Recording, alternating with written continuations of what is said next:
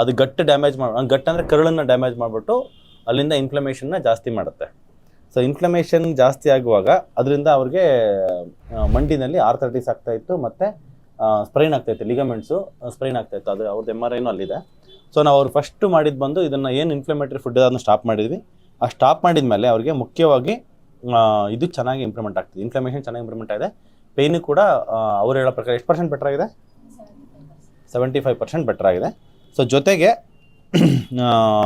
ಅವರು ಅಡಿಷನಲ್ಲಿ ಕೊಬ್ಬರೆಣ್ಣೆ ಕುಡಿಯೋದು ಅದೆಲ್ಲ ಮಾಡ್ತಾಯಿದ್ದಾರೆ. ಕೊಬ್ಬರೆಣ್ಣೆ ಮತ್ತು ಫ್ಲಾಕ್ಸೀಡ್ ಆಯಿಲ್ ಕ್ಯಾಪ್ಸೂಲ್ಸು ಮತ್ತು ಮುಖ್ಯವಾಗಿ ಗಟ್ ಇನ್ಫ್ಲಮೇಷನ್ ಕಮ್ಮಿ ಮಾಡ್ತಕ್ಕಂಥ ಕೆಲವು ಫುಡ್ಸ್ ಲೈಕ್ ಪ್ರೋಬಯೋಟಿಕ್ ಮತ್ತು ಅದೆಲ್ಲ ತೊಗೊತಿದ್ದಾರೆ. ಮಜ್ಜಿಗೆ ಚೆನ್ನಾಗಿ ತೊಗೊತಿದ್ದಾರೆ, ತುಪ್ಪ ಚೆನ್ನಾಗಿ ತೊಗೊತಿದ್ದಾರೆ. ಹಂಗಿಂದ ಅದು ಅವರಿಗೆ ಇಂಪ್ರೂವ್ಮೆಂಟ್ ಆಗ್ತೈತೆ ಅಂತ ಫೋಕಸ್ ಮಾಡಿ ಹೇಳ್ಬೋದು. ಸೊ ನಿಮಗೂ ಕೂಡ ಡಯಾಬಿಟಿಕ್ ಇದ್ದು ಮಂಡಿ ನೋವು ಸೊಂಟ ನೋವು ಇದ್ದರೆ ಫಸ್ಟ್ ನೀವು ಚಪಾತಿ ಸ್ಟಾಪ್ ಮಾಡಿ, ಉಪ್ಪಿಟ್ಟು ಸ್ಟಾಪ್ ಮಾಡಿ.